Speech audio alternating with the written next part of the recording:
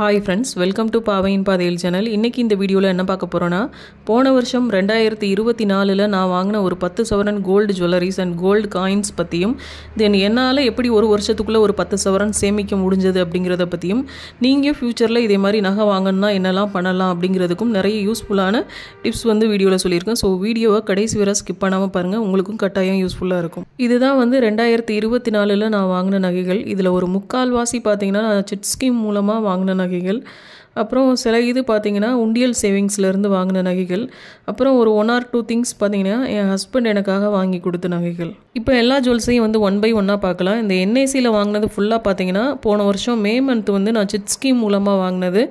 கிட்டத்தட்ட இது எல்லாம் சேர்ந்து வந்து ஒரு 5.25 பவுன் இருக்கும். தென் என்ஐசியோட சிட் ஸ்கீம் அண்ட் அங்கே நான் பர்ச்சேஸ் பண்ண எக்ஸ்பீரியன்ஸ் எல்லாத்தையும் நம்ம சேனலில் தனி வீடியோவாக போட்டிருக்கேன். ஸோ தேவைப்படுறவங்க செக் பண்ணி பாருங்கள்.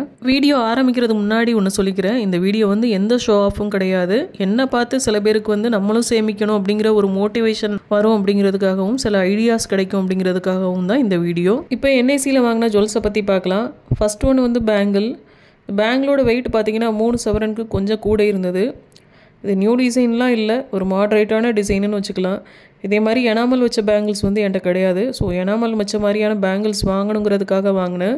அங்கே இருந்த பேங்கிள்லேயே எனக்கு ஓரளவு இதுதான் பிடிச்சிருந்தது. ஸோ யூஸ் பண்ண ஆரம்பித்ததுக்கப்புறம் தான் தெரிஞ்சது இதில் இருக்க அந்த ராட்ஸோட ஃபினிஷிங்லாம் அந்தளவுக்கு சரியில்லை.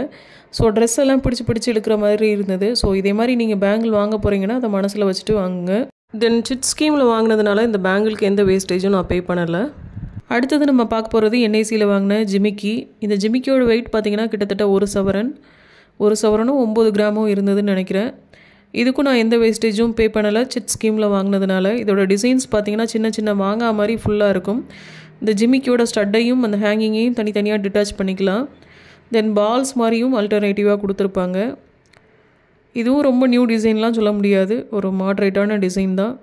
ஸோ அங்கே இருக்கிறதுல ஓரளவு எனக்கு இது தான் பிடிச்சிருந்தது, அதனால் இந்த ஜிமிக்கி வந்து வாங்கிட்டு வந்தேன். அடுத்தது நம்ம பார்க்க போகிறது என்ஐசியில் வாங்கின ஜென்ஸ் பிரேஸ்லெட். இந்த பிரேஸ்லெட்டோட வெயிட் வந்து 10 கிராமுக்கு கொஞ்சம் கூட இருந்தது, 10.5 கிராமோ என்னவோ இருந்தது. கிட்டத்தட்ட 1.25 சவரன். ஸோ இதுக்கும் வந்து நான் எந்த வேஸ்டேஜும் பே பண்ணலை. இது பார்த்திங்கன்னா ஒரு கேஸ்டிங் டைப் மாதிரி இருக்கும் இந்த டிசைன். பேக் சைடில் பார்த்திங்கன்னா கட் ஒர்க் மாதிரி கொடுத்துருப்பாங்க. ஸோ நம்ம 2 சைடும் மாற்றி யூஸ் பண்ணிக்கிற மாதிரி இருந்தது. தென் இந்த டிசைனுமே எனக்கு ரொம்ப பிடிச்சலாம் வாங்கலை. நாங்கள் போனப்போ அங்கே கலெக்ஷன்ஸ் பெருசாக இல்லை. தென் கஸ்டமர் சர்வீஸுமே சரியில்லை. ஸ்டாண்டர்டாக ஒரே கடையிலேயே வாங்கிட்டே இருக்குமே, வேறு கடையை வந்து ட்ரை பண்ணி பார்க்கலான்னு ஃபஸ்ட்டு ட்ரை பண்ணது தான் வந்து என்ஐசி. அதிலே பார்த்திங்கன்னா எனக்கு பயங்கரமான ஒரு டிசப்பாயின்மெண்ட்டு. ஸோ எல்லாத்தையும் பர்ச்சேஸ் பண்ணி முடித்ததுக்கப்புறம் ஒரு 1 கிராம் பெண்டிங் இருந்தது. அந்த 1 கிராமுக்கு என்ன வாங்கினேன்னு பார்த்தீங்கன்னா தாலியில் குக்கிற அந்த நானா குழாயின்னு சொல்லுவாங்க. ஸோ அதை இப்போ நான் வந்து தாலியோட கோத்துருக்கிறதுனால அதை காட்டலை. அதோட எம்டி பாக்ஸ் மாத்திரம் இருக்குது. 4 நானா குழாய் வந்து வாங்கியிருந்தேன். 4 சேர்ந்து 1 கிராம் இருந்தது, ஒன்றும் காக்கா கிராம். தென் அந்த நானா குழாய்க்கு மாத்திரம் பார்த்தீங்கன்னா வேஸ்டேஜ் வந்து 21%, 23% போட்டிருந்தாங்கன்னு நினைக்கிறேன். ஸோ அதுக்கு மாத்திரம் வேஸ்டேஜ் வந்து எக்ஸஸாக பே பண்ண வேண்டியது இருந்தது. தென் வந்து ஜிஎஸ்டி வந்து பே பண்ணி வாங்கிட்டு வந்தோம். அடுத்தது வந்து சரவணா எலைட்டில் வாங்கின ஒரு நோஸ் பின்னும் அப்புறம் வந்து ஒரு கோல்டு காயினும் தான். இது பார்த்திங்கன்னா நம்ம உண்டியல் சேவிங்லேருந்து அக்ஷய திருதிக்கு வாங்கினது. இந்த கோல்டு காயின் பார்த்திங்கன்னா 1% வேஸ்டேஜில் வந்து வாங்கினது. அப்புறம் இந்த நோஸ் ரிங் பார்த்திங்கன்னா ஒரு 3/4 கிராம் கிட்ட இருக்கும். ஸோ இந்த 2 வந்து நான் உண்டியல் சேவிங்ஸ்லேருந்து அக்ஷய திருதிக்காக வாங்கிட்டு வந்தது. இதை பற்றி நம்ம சேனலில் வந்து தனியாக வீடியோ போட்டிருக்கேன். ஸோ தேவைப்பட்டால் செக் பண்ணி பாருங்கள். அடுத்தது நம்ம பார்க்க போகிறது தங்கமயிலில் வாங்கின கோல்டு காயின். இந்த கோல்டு காயின் வந்து நான் டிஜி கோல்டு ஸ்கீமில் சேர்த்து வச்சதில் வாங்கினது. ஸோ ஒவ்வொரு காயினும் பார்த்திங்கன்னா 8 கிராமுக்கு கொஞ்சம் கூட, 2 காயினும் சேர்ந்து 16 கிராமும் 40 மில்லியும் இருந்ததுன்னு நினைக்கிறேன். ஸோ இந்த காயினுக்கு பார்த்திங்கன்னா நான் ஜிஎஸ்டியும் டையிங் சார்ஜும் மற்றும் பே பண்ணி வாங்கிட்டு வந்தேன். இது வந்து லாஸ்ட் இயர் டிசம்பரில் தான் வாங்கினது. இதை பற்றி நம்ம சேனலில் வந்து செப்பரேட்டாக ஒரு வீடியோ போட்டிருக்கேன், தேவைப்பட்டால் செக் பண்ணி பாருங்கள். அடுத்தது நம்ம பார்க்க போகிறது ஜிஆர்டியில் வாங்கின கோல்டு காயின் தான். இது போன வருஷம் நவம்பர் மாதம் வாங்கினது. இது என் பர்த்டேக்காக என் ஹஸ்பண்ட் வந்து வாங்கி கொடுத்தது. 1 கிராம் கோல்டு காயின் தான் இது. இது வாங்கும்போது 7,000 ரூபா இருந்ததுன்னு நினைக்கிறேன் 1 கிராமு. இதுக்கு வந்து வேஸ்டேஜ் வந்து 2% போட்டிருந்தாங்க. இது எந்த ஆஃபரும் இல்லை அந்த டைமில் வாங்கினது தான். அடுத்தது இந்த பாக்ஸில் பார்த்திங்கன்னா என்னோடய கல்யாண நாளுக்காக என் ஹஸ்பண்ட் வந்து ஒரு நோஸ் பின் வாங்கி கொடுத்துருந்தாரு. அது இப்போ வந்து நான் வியர் பண்ணியிருக்கிறதுனால அது போடலை, அதில் உள்ள பாக்ஸ் மாத்திரம் இருக்குது. அடுத்தது இந்த பாக்ஸில் பார்த்தீங்கன்னா சரவணா எலைட்டில் வாங்கின ஒரு இயரிங் தான். இது வந்து நான் ஒரு ஆர்டி போட்டிருந்தேன் ஸ்கூல் ஃபீஸ்க்காக. என் ஹஸ்பண்டே ஸ்கூல் ஃபீஸ் வந்து கட்டினதுனால அந்த ஆர்டி பணத்துலேருந்து வாங்கின ஒரு கோல்டு இயரிங் தான் இது. இது சரவணா எலைட்டில் வாங்கினது. இதுக்கு வேஸ்டேஜ் மாத்திரம் 12% வந்து போட்டிருந்தாங்க. இதோட வெயிட் வந்து 6 கிராமுக்கு கொஞ்சம் கூட, கிட்டத்தட்ட வந்து 3/4 சவரன். அடுத்தது நம்ம பார்க்க போகிறது ஜிஆர்டியில் வாங்கின ஏர் செயின் தான். இது பார்த்திங்கன்னா சைடு காது மாட்டின்னு சொல்லுவாங்கள்ல, ஸோ சைடு மாட்டல் மாதிரி. இது சென்னையில் நிறைய பேர் போட்டு நான் பார்த்துருக்கேன். எங்கள் ஊர் சைடு வந்து நிறைய பேர் இதை போட மாட்டாங்க, நார்மலாக போடுற காது மாட்டி தான் போடுவாங்க. ஸோ இதே மாதிரி போடணும்னு எனக்கு ஒரு ஆசை. என் ஹஸ்பண்டையும் வந்து சொல்லி வச்சுருந்தேன். ஸோ போன வருஷம் கல்யாண நாளுக்காக அவர் என்னை கூட்டிகிட்டு போய் வாங்கி கொடுத்தது. இதில் பார்த்திங்கன்னா 2 லேயர் செயின் இருக்க மாதிரி இருக்கும். ஒரு 2 சலங்கையும் ஒரு எனாமல் ஒர்க்கும் அல்டர்னேட்டிவாக வர மாதிரி இருக்கும். இது வந்து ரெடி கேஷ் கொடுத்து தான் வாங்கினது. இதுக்கு வேஸ்டேஜ் வந்து 12% நினைக்கிறேன். வெயிட் வந்து ஒரு 13 கிராமுக்கு கொஞ்சம் கூட, கிட்டத்தட்ட ஒரு 1.5 சவரன்னு வச்சுக்கோங்களேன். இதை பற்றியும் தனியாக வந்து ஒரு வீடியோ நான் போஸ்ட் பண்ணியிருக்கேன். ஸோ தேவைப்பட்டால் செக் பண்ணி பாருங்கள். ஸோ இதுதான் லாஸ்ட் இயர் நான் பர்ச்சேஸ் பண்ண ஜுவல்ஸு. இது எல்லாம் சேர்ந்து 10 சவரனுக்கு கொஞ்சம் கூட இருக்கலாம். இதில் அந்த ஏர் செயின், அப்புறம் ஜிஆர்டியில் வாங்கின அந்த நோஸ் பின்னு, ஜிஆர்டியில் வாங்கின அந்த 1 கிராம் கோல்டு காயின், இது தவிர மற்ற எல்லாமே பார்த்திங்கன்னா என்னோடய சேவிங்ஸில் வாங்கினது. சிட் ஸ்கீம் மூலமாகவும், உண்டியல் சேவிங்ஸ் மூலமாகவும், தென் ஆர்டி மூலமாக வாங்கின நகைகள் தான். இப்போ நான் என்னென்ன ட்ரிக்ஸ்லாம் ஃபாலோ பண்ணி கோல்டு சேவிங்ஸ் வந்து பண்ணுறேன் அப்படிங்கிறத வந்து உங்க கூட வந்து ஷேர் பண்ணிக்கிறேன். பெருசாக வந்து எனக்கு கோல்டு சேவிங்ஸை பற்றி எந்த அவேர்னஸும் கிடையாது ப்ரீவியஸ் இயர்ஸ்லலாம் பார்த்தீங்கன்னா. தென் எங்கள் வீட்லேயும் சிட்டுலாம் போட்டு எந்த ஒரு நகையும் பர்ச்சேஸ் பண்ணதே கிடையாது. டைரெக்டாக ரெடி கேஷ் கொண்டு போய் வாங்குகிற பழக்கம்தான். ஸோ எனக்கு சிட்டை பற்றி யாரும் டீச் பண்ணதெல்லாம் கிடையாது. ஸோ கல்யாணம் ஆன புதுசுலேயும் பார்த்தீங்கன்னா கோல்டு சேவிங்ஸ் வந்து நான் பெருசாக பண்ணதில்லை. ஃபஸ்ட்டு உண்டியல் சேவிங்ஸ் தான் வந்து பண்ண ஆரம்பித்தேன். கையில் கிடைக்க சில்லற காசெல்லாம் கொஞ்சம் கொஞ்சமாக உண்டியலில் போட்டு அது ஒரு 2000 4000 ஆனதுக்கப்புறம் பக்கத்தில் இருக்க சின்ன சின்ன நகை கடையில் பார்த்தீங்கன்னா ஒரு சின்ன கம்மல் வாங்குறதோ $1 வாங்குறதோ வந்து பண்ண ஆரம்பித்தேன். அதுக்கப்புறம் கொஞ்ச நாளுக்கு அப்புறம் தான் பார்த்தீங்கன்னா எனக்கு கோல்டு சிட்டை பற்றி தெரிய ஆரம்பிச்சிச்சு. ஃபஸ்ட் டைம் வந்து ஜிஆர்டியில் ஒரு 1000 rupees சிட்டு போட்டேன்.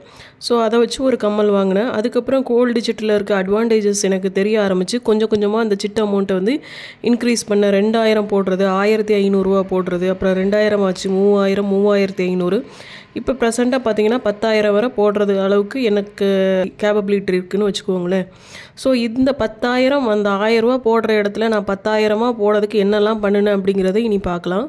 இனிஷியல் டேஸில் பார்த்தீங்கன்னா செலவு போக தான் சேமிப்பு அப்படின்னு சொல்லிட்டு நினச்சிட்டு இருந்தோம். ஸோ மேக்ஸிமம் ஆஃப் த மந்த்தில் வந்து பார்த்திங்கன்னா என்ன அமௌண்ட்டும் வந்து மிச்சம் இருக்கவே இருக்காது. ஸோ சேவிங்ஸும் வந்து நில்லாக தான் இருக்கும். அதுக்கப்புறம் என்ன பண்ண ஆரம்பித்தோன்னா சேவிங்ஸை வந்து ஒரு கமிட்மெண்ட்டாக வச்சுட்டு வந்து சேவ் பண்ண ஆரம்பித்தோம். அதுக்கப்புறம் பார்த்தீங்கன்னா சேவிங்ஸில் ஒரு டார்கெட் ஃபிக்ஸ் பண்ணிவிட்டு இந்த வருஷத்தில் இவ்வளோ கோல்டு சேர்க்கணும் அப்படிங்கிற மாதிரி ஃபிக்ஸ் பண்ணிவிட்டு சேவ் பண்ண ஆரம்பித்தேன். அதுக்கப்புறம் பார்த்தீங்கன்னா இந்த ட்ரெஸ்ஸு வாங்குறதுல நான் பயங்கர எனக்கு க்ரேஸ் உண்டு. ட்ரெஸ் அதிகமாக வாங்குவேன். அப்புறம் வந்து தேவையில்லாத பொருட்கள் வீட்டுக்கு வாங்குறது, பசங்களுக்கு வந்து டாய்ஸ் அதிகமாக வாங்கி கொடுக்குறது, நமக்கு கிடைக்காததெல்லாம் நம்ம பசங்களுக்கு கிடைக்கட்டுமே அப்படிங்கிற ஒரு எண்ணம், பசங்களுக்கு ட்ரெஸ் அதிகமாக வாங்குறது, இதெல்லாம் பண்ணிகிட்டு இருந்தேன். அப்புறம் வந்து out side food weekly once இல்லை ட்வைஸாவது சாப்பிட்றது. ஏன்னா ஏதாவது டயர்டாக இருக்கும், இல்லை உடம்பு சரியில்லாமல் இருக்கும், அந்த டைமில் வந்து சாப்பிட்றது. அவுட் சைடு ஃபுட்டு சாப்பிட்றதுனால நம்ம ஹெல்த்தும் ஸ்பாயில் ஆகும், மணியும் ஸ்பாயில் ஆகும். அது அதுக்கப்புறம் ரியலைஸ் பண்ணிவிட்டு இதெல்லாம் அவாய்ட் பண்ணிவிட்டு அந்த அமௌண்ட்டெல்லாம் வந்து கோல்டு சேவிங்ஸ்க்கு வந்து டைவர்ட் பண்ண ஆரம்பித்தேன். அடுத்தது ஒவ்வொரு வருஷம் வர தீபாவளி, பொங்கல், நியூ இயர், அக்ஷய திருதிகை இப்படிக்கு வந்து கோல்டு வந்து வாங்கலாம்.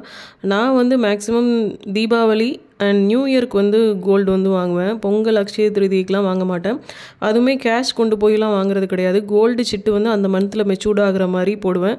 இல்லை என்னோட பர்த்டேக்கோ இல்லை எங்களோட அனிவர்சரிக்கோ இல்லை அவரோட பர்த்டேக்கோ வந்து மெச்சூர்ட் ஆகிற மாதிரி கால்குலேட் பண்ணி கோல்டு சிட்டு வந்து போடுறது. அப்புறம் நம்ம வீட்டில் 4 பேர் இருக்கோன்னா 4 பேருக்கும் 4 பர்த்டே வரும். ஸோ அதுக்கு வந்து ட்ரெஸ்ஸு, கேக்கு அப்படின்னு சொல்லி ரொம்ப காசை விரயம் பண்ணாமல் ஏதோ சிம்பிளாக வந்து பண்ணிவிட்டு மிச்ச காசை வந்து நம்ம ஒரு கோல்டு காயினாவோ இல்லை ஏதோ ஒரு ஜுவல்லாவோ கூட வாங்கி வைக்கலாம். இப்படி வந்து பண்ண ஆரம்பித்தேன். இப்படி நீங்கள் கால்குலேட் பண்ணி வாங்க ஆரம்பிச்சிங்கன்னா ஒரு வருஷத்துக்கு மினிமம் ஒரு 4 டைம்ஸாவது நீங்கள் கோல்டு வாங்கலாம். ஸோ இப்படி வந்து ட்ரை பண்ணி பாருங்கள். கோல்டு சிட்டு போட ஆரம்பித்ததுக்கப்புறமும் பார்த்தீங்கன்னா என்னோடய சேவிங்ஸை 1/2 சவரன், 1 சவரன், 2 சவரன் அப்படின்னு படிப்படியாக தான் வந்து என்னோடய சேவிங்ஸை வந்து இன்க்ரீஸ் பண்ணிட்டு போனேன். எடுத்த உடனே வந்து 10 சவரன்லாம் என்னால் சேவ் பண்ண முடியல. ஸோ நம்ம சேர்க்க சேர்க்க நமக்கே வந்து ஒரு இன்ட்ரெஸ்ட் வரும், சேவ் பண்ணணும், இன்னும் நிறைய சேவ் பண்ணணும் அப்படின்னு சொல்லிட்டு.